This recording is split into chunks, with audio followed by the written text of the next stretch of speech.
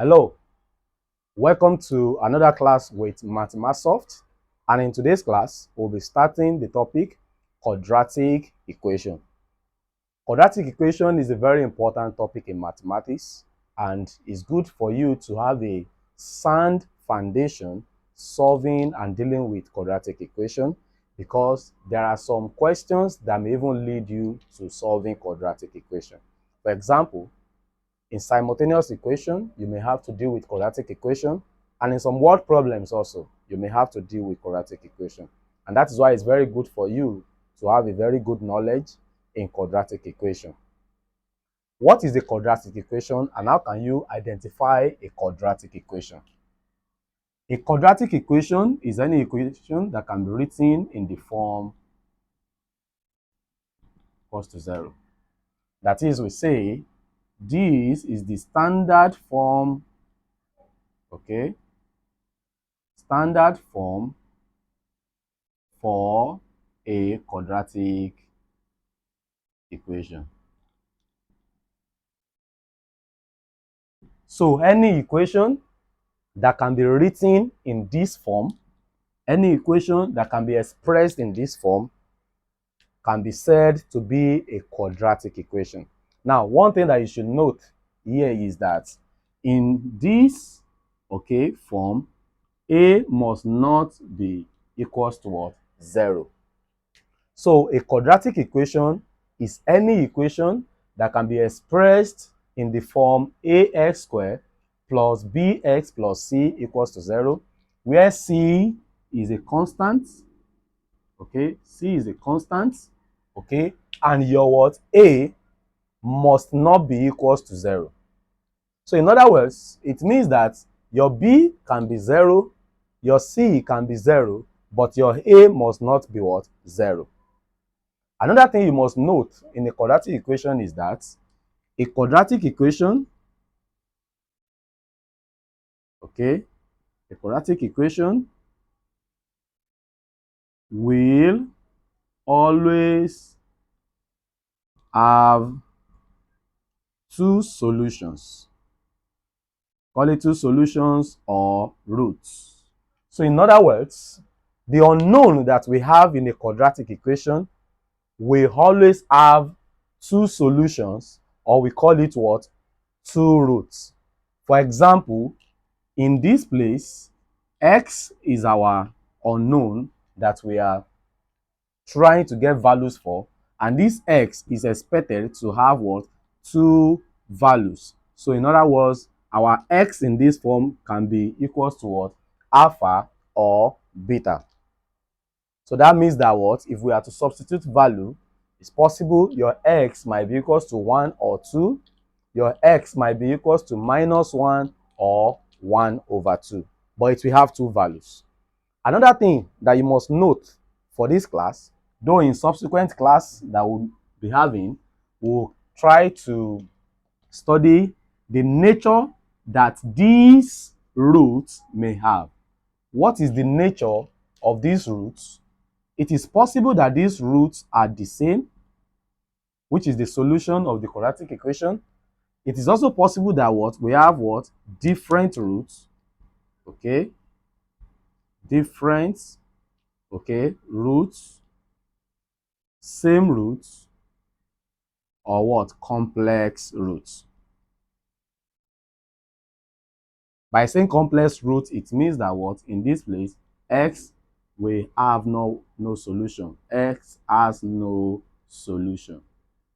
So when the root is complex, it means that what? X has no solution, or we say that what?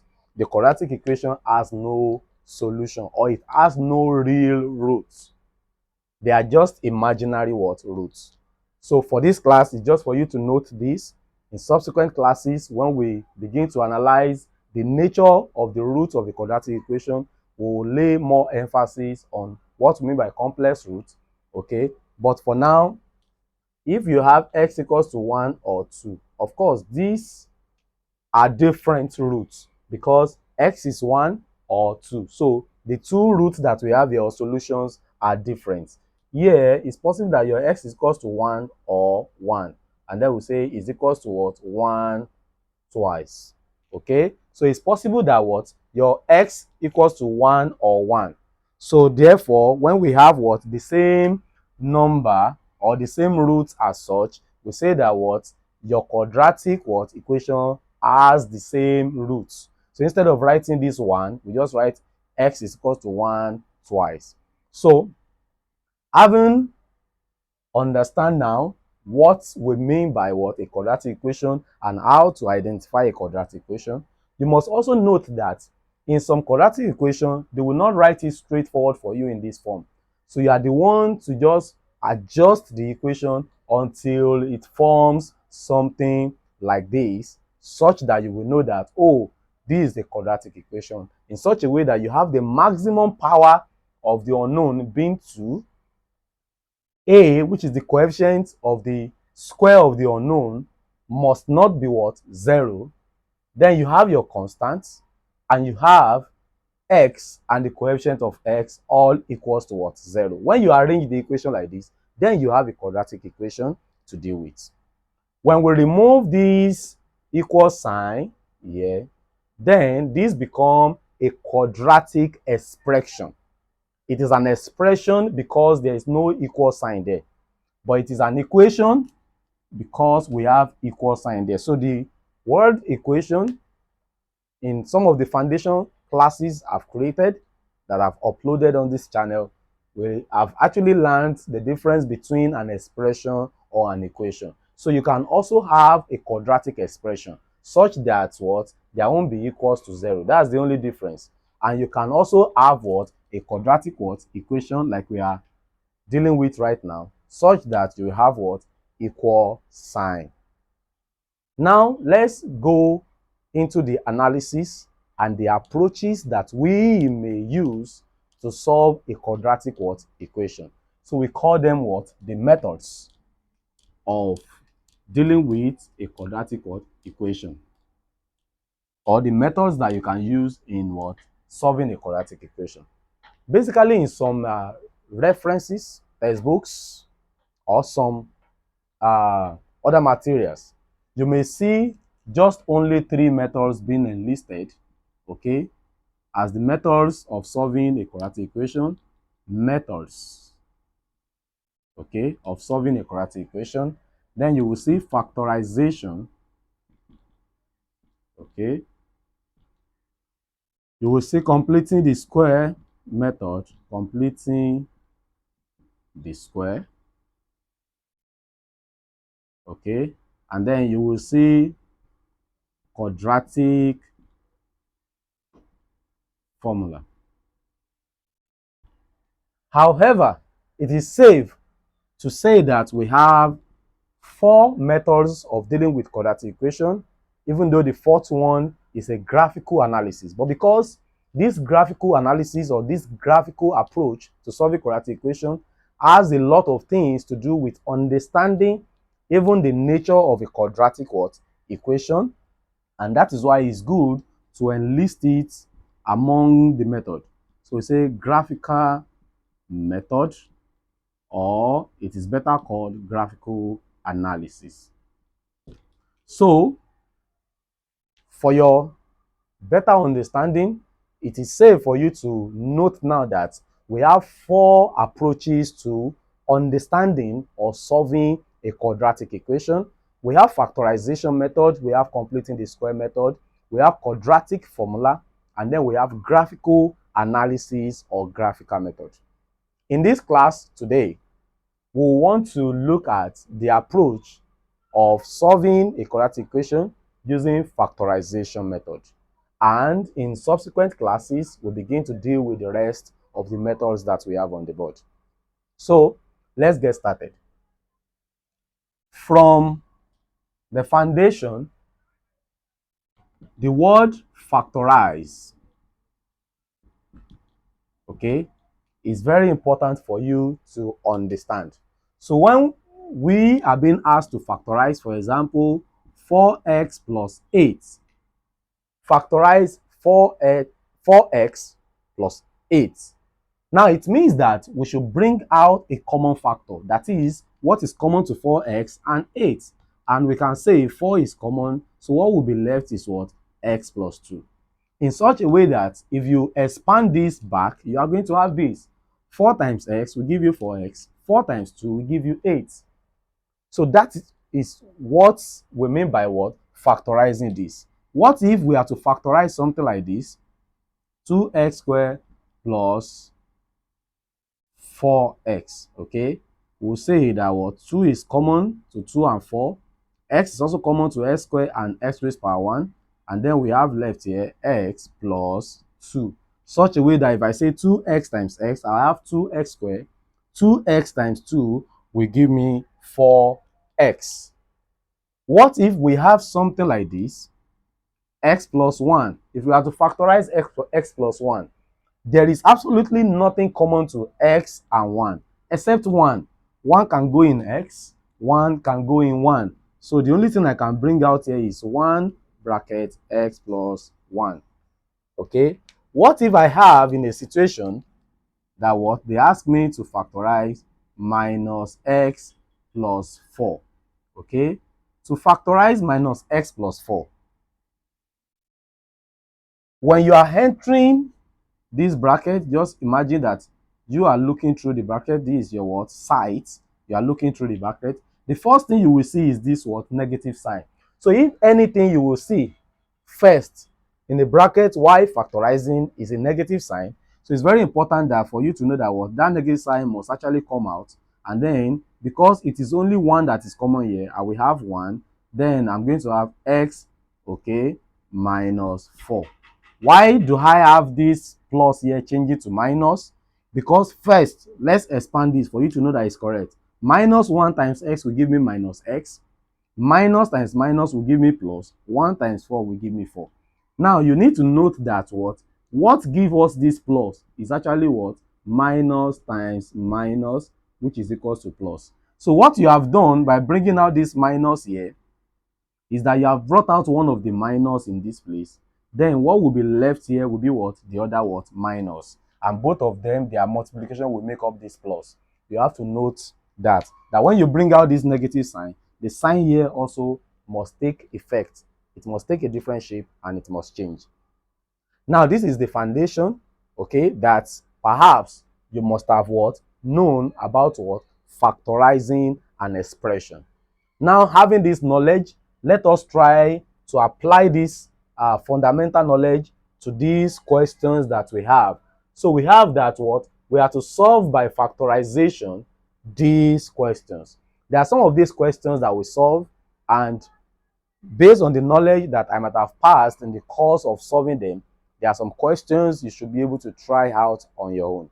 So let's begin with the questions on the board. Let's begin with the questions on the board. Now, we are dealing with quadratic equation using factorization method. Now, we have the questions, okay? We have 8 questions on the board. So, the first questions we have, number 1, 2x squared minus 5x equals what? 0. Now, in this case, when you compare this to the form we have talked about, so you will see that what is actually what in the form of what? Quadratic what? Equation. So it is a quadratic equation because our a is not 0, our a is 2, our b is minus 5, but our c is not here. That means that our c is 0. And we have actually talked about it that what? Your b can be 0, your c can be 0. The only thing that must not be what? 0 is your a. And the maximum power of the unknown must be 2. So this is a quadratic equation. But because we have our constant being what? 0. Okay. So this becomes easier for us to actually what? Deal with. Let us factorize this. X is actually common. And then what will be left here is what? 2x minus 5. Then equals what? 0.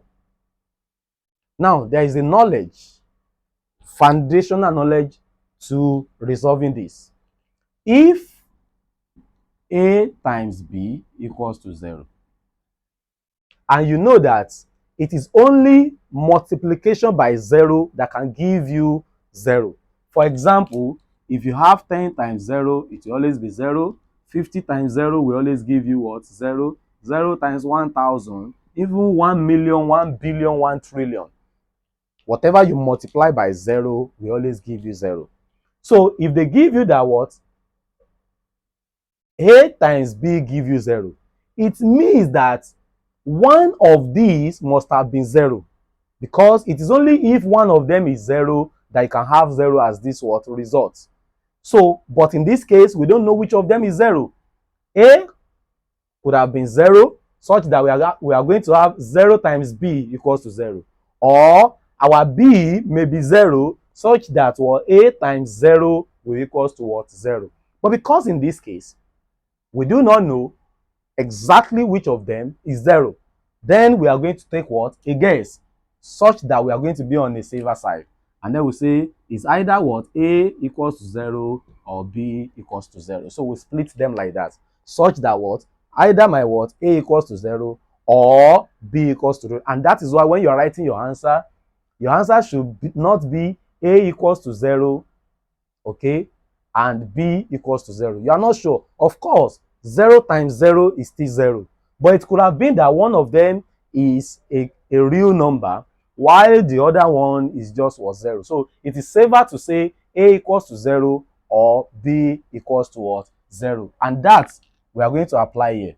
So this is x multiplying 2x minus 5. Their result is equals to 0. So we do not know which of them is equals to 0. So x is equals to 0 or 2x minus 5 equals what? 0. And then we can proceed by saying that x equals to 0 or 2x equals to 5, x equals to 0 or x equals to 5 over 2. So we can say this is 5 over 2, 2 whole number 1 over 2, okay? Let me use the word or 2.5. But it's always safer for you to leave your answer in fraction, not even in mixed fractions, but in fraction. Either in proper fraction, just leave your answer like that, except that you are writing an examination where they give you options, and the options is expressed maybe in decimal or in mixed fractions. So we say that what? X, therefore x equals to 0 or 5 over 2, and this will be the solutions. Therefore, this equation already produce what? Two roots. What are the roots? 0 or 5 over 2, or you call them two solutions. What are the solutions? 0 or 5 over 2. And this is the solution to question number 1. Now let's proceed to what? Solving question number 2.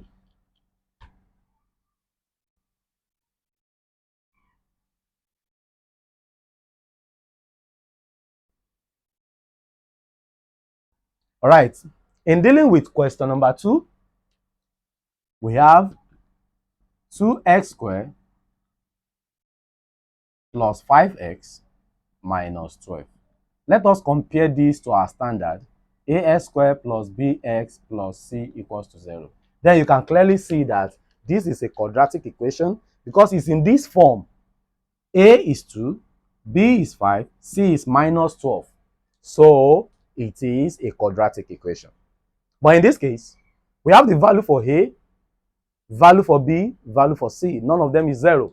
And then approaching this using factorization will demand us to actually what? Do it in a slightly different way from the way we solved question number 1. So let us look at this. The first thing you must note is that we have 3 terms in this what? Equation. The first term is 2x squared, the second one is 5x, and the third one is minus 12. So I'll bring the first and the third together. Now, note, the method I want to teach you is a very simple approach using factorization method. And that is why you do not have any problem with dealing with signs in this kind of method. So just pay attention. You don't need to write the sign, just simply write the number 12 and the number here as 2. So if we multiply this will give me 24. Okay? Now, if I ask you, what are the two numbers whose product will give you what? 24. Okay. Take for instance, if I have 6, 6 is actually what? 2 times 3. It can be written as what? 6 times 1 also, and that will be all. For 12, 12 can be written as 3 times 4, 6 times 2, okay, or 12 times 1. And for example, again, in this case, 24 can be written as 3 times, let me use 12 times 2 first, okay. I can also use 6, okay, times 4, okay. I can also use 8 times 3, and I can use 24 times 1. Then that is all that we can use, okay. We give me 24, we give me 24, we give me 24, we give me 24. Now in this case, you need to actually have this at the back of your mind, that this 24 needs to be expressed in what? Product of two numbers. Now what we want to do to this product is that we will choose the one among these products that can be used to get the middle term that we have here, which is what? 5. Which of these pairs, which of these pairs here can be used to get what? 5, in such a way that either we subtract them or you add them. Okay, you can subtract or you can add. Take for instance, 12 minus 2 will not give me 5. 12 plus 2 will not give me 5. 6 plus 4 will not give me 5. 6 minus 4 will not give me 5. 8 plus 3 will not give me 5. But 8 minus 3 will give me 5. So without wasting time, you would know exactly that what? 8 minus 3 is what can replace what? 5 in this case. So the more you practice this method, the better you become. Not that in all exam you have to write everything. You just have to look for two numbers that when you multiply them, you will get this 24. But when you manipulate them using either minus or plus, you will get the what? Middle number. With practice, you can always get that even within the twinkle of an eye.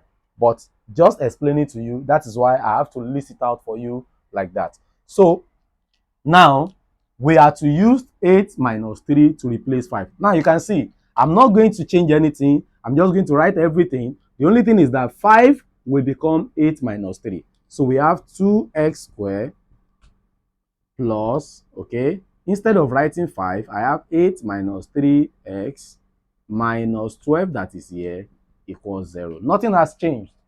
Only 8 minus 3 replacing 5. And then you expand this completely. When I say expand completely, this sign will multiply, this x will multiply. So we have 2x squared plus 8 times x plus 8x plus times minus 3 times x, 3 minus 3x minus 12 equals what? 0. Now what you will note now is that these three terms has now become 4. And then you pair it. That means that we can group it into 2. Group it without any sign being outside. It will be wrong for you to leave this minus outside. So everything must be in the bracket. So that we can now bring out what? A common factor. Something is common to this. That is what? 2x is common. And then what I will have left is x plus 4. And what is common here? Minus 3 is common. What will be left is what? X plus 4, then equals to 0. When you reach this case, okay, at this stage, what is here and what is here must be the same. If they are not the same, that means that you have made, mistake, and you have to go back tracing your mistake. They have to be the same. You must not have x plus 4 here, and this one will be saying x minus 4. Do not go further. Just go and check and correct your mistakes, because it will always affect your what? Answer. Or the examiner will pay attention to it, and this will actually make you to lose some marks. So, finishing this up, x plus 4, okay, x plus 4 is common, so I bring x plus 4 out. So what will be left here after taking this x plus 4 will be 2x, and then this one will be minus 3 equals 0. Now let's apply what we have analyzed earlier. If this multiplied by this equals to 0, it means that what? Either this equals 0, okay, or 2x minus 3 equals to what? 0. Okay, that's what it means. So x equals minus 4, or 2x equals to 3, x equals to minus 4, or x equals 3 over 2. And then, therefore, x equals to minus 4 or 3 over 2. That would be the answer or the solution to question number 2. I hope you understand that. So, let's deal with number 3. Number 3 just looks a little bit different, but it's the same approach. Okay? The same approach. So, I have question number 3, which is x squared minus xy minus 6y squared. Okay? In this case, it appears that we have two unknown in this what question. We have x, we have y. Okay? But when you look at it, this 6 is the one that could have given us our constant. So let us make our constant to come out such that we are going to write in the form ax squared plus bx plus c equals to 0.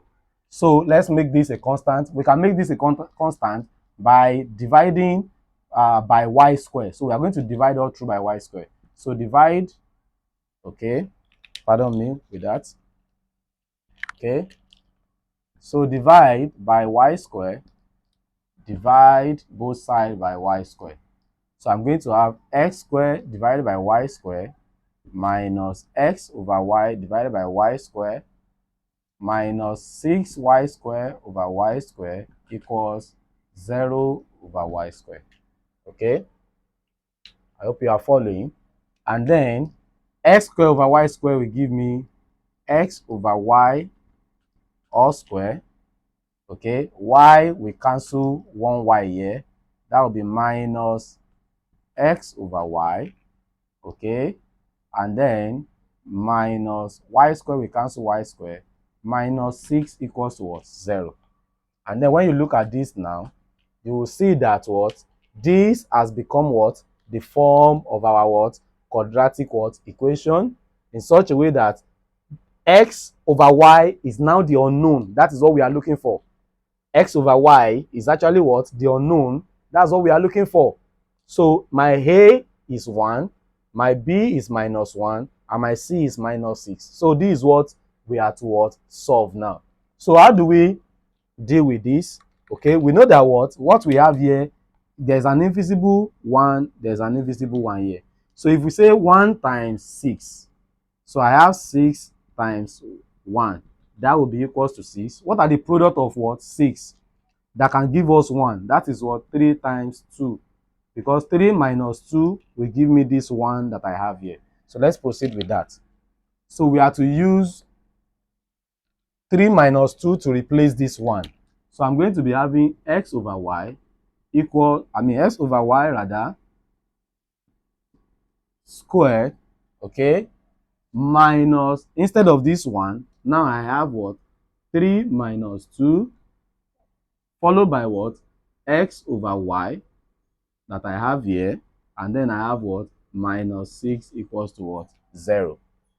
Okay, that's what we are going to have. So let's expand completely. We have x over y, okay, squared minus times 3 times x over y. That will give me minus 3x over y. Minus times minus 2 will give me plus 2, okay, plus 2x over y, then minus 6 equals to 0. So it's now 4. So we are going to group it, pair it, okay? That's what we have. Now we bring out what? Common factor. What is common to this and this? X over y is actually common, and what will be left in the what bracket, okay, what will be left in this bracket is what, x over y, because we have brought out 1. X over y times x over y will give me what, x over y squared, okay, and then I have minus, I've brought out x over y, so this one will be remaining what, 3. What will be common in this and this? Only plus 2 will be common. So I will have left x over y minus 3. Okay, that's equals to 0. Okay, so you can see that x over y minus 3, x over y minus 3 is actually what? Common. And then I can bring one of them out as a common factor. X over y minus 3 is common. And then what will be left here is what? X over y plus 2 equals 0. So let's separate that now. X over y minus 3 equals to 0, or x over y plus 2 equals to 0.